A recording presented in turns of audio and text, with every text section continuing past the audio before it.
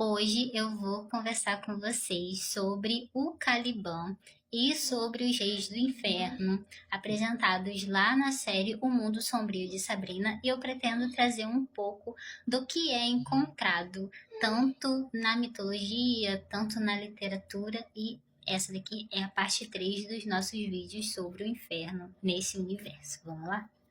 Antes de começar o vídeo sobre o Caliban e os Reis do Inferno, eu já quero deixar aqui com vocês que o meu próximo vídeo deve ser sobre a Lilith. E eu quero ver com vocês quais personagens dentro desse universo vocês gostariam que eu trouxesse aqui para o meu canal, explicando essa base que eles utilizam dentro da história. Então, deixa aqui nos comentários, tá bom? O Caliban, na literatura clássica, ele é apresentado através de uma peça de Shakespeare que se chama A Tempestade e que foi escrita no ano de 1611. Dentro da história da peça, a gente tem que entender que o Caliban, ele era filho de uma bruxa com um demônio, e esse demônio, dentro da literatura, ele era descrito como o próprio diabo, mas a gente não tem confirmação sobre isso. O Caliban, na peça de Shakespeare, ele residia, morava numa ilha, e dentro dessa ilha tinha um mago, e esse mago, ele chamava o Caliban de monstro, de nascido do inferno, de filho do inferno, e essa analogia que Shakespeare fez foi para descrever os colonizados que existiam ali naquela época. Agora, levando a realidade para dentro do contexto da série. Na série, o Caliban, ele não é um escravo, a gente sabe disso, e muito pelo contrário, ele quer transformar os humanos em escravizados. E isso diz muito sobre o papel do Caliban, porque ele se denomina príncipe do inferno. Ele não era uma pessoa escravizada, e sim, ele era um príncipe. Dentro do contexto da série, o Caliban, ele foi moldado pelo barro que existia no submundo. E isso realmente fazia com que ele fosse um príncipe, porque ele residia, obviamente, ali dentro do inferno, e ele foi gerado no inferno. Depois que o Lúcifer é preso ali durante a terceira temporada, o Caliban, ele tenta usurpar o trono da Sabrina, porque o maior objetivo dele era fazer com que a Terra se tornasse o 10º círculo do inferno. E ele também fala que os 9 círculos já existentes, eles estavam ruindo por conta da falta, né, de um líder que conseguisse governar os 9 círculos, mas isso também tem a ver com a cosmologia que existe dentro desse universo. Lúcifer, Estrela da Manhã, ele, além de ser o regente, né, além de ser o rei, ele era responsável, sim, por manter o equilíbrio do inferno, e isso também fazia com que a Terra se mantesse equilibrada e o reino celestial também. Agora a gente vai entrar um pouquinho na parte dos reis do inferno. Eu quero que vocês tenham a mente aberta e me escutem com atenção.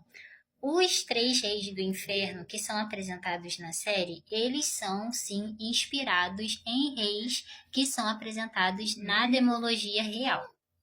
Esses textos de magia, eles têm origem na Europa medieval e renascentista, e o grimório mais famoso que a gente tem acesso é a Chave Menor de Salomão, que também é conhecido como As Goetia. Dentro da demologia, o inferno é uma monarquia organizada, e dentro dessa monarquia existem 9 reis, incluindo os 3 que são apresentados dentro da série, que são o Asmodeus, o Beelzebub e o Person. Esses 9 reis, eles não são submissos a Lúcifer, como aparece na série, e eles são monarcas de seus próprios impérios, e eles comandam as suas próprias hordas de demônios. Dentro da série, Asmodeus é apresentado como o Senhor dos Vermes, Nina-Goetia, ele é o rei da luxúria e das ciências, Beelzebub, dentro da série, é apresentado como o Senhor das Moscas, Nagoetia, ele é apresentado como o príncipe dos demônios, e Person, dentro da série, é apresentado como o Senhor dos Morcegos ou das Sombras, e Nagoetia, ele é apresentado como o rei ocultista e do conhecimento. É óbvio que a série, ela tentou condensar o que tem dentro desses escritos para uma forma onde a gente pudesse associá-los dentro desses dons que eles possuíam, e a gente vê um pouco deles ali já na segunda temporada, onde eles atacam a Sabrina, e a gente entende na terceira temporada que os reis do inferno, dentro do universo do mundo sombrio de Sabrina, eles atuam como uma espécie de conselho, de parlamento, aonde eles são responsáveis por fiscalizar as leis que existem no inferno e também fiscalizar o controle das almas. Os reis são responsáveis por levar Caliban até o tribunal do inferno e apresentá-lo ali como um futuro rei, né, um pretendente que fosse viável, porque a Sabrina, naquele momento da série, ela não estava tão interessada assim em ser a rainha do inferno, né, pessoal? Gente, esse tema, ele é tão complexo, mas eu espero que eu tenha sido clara aqui com vocês. Se vocês ficaram com alguma dúvida, deixem aqui nos comentários, tá bom? Um beijo para vocês.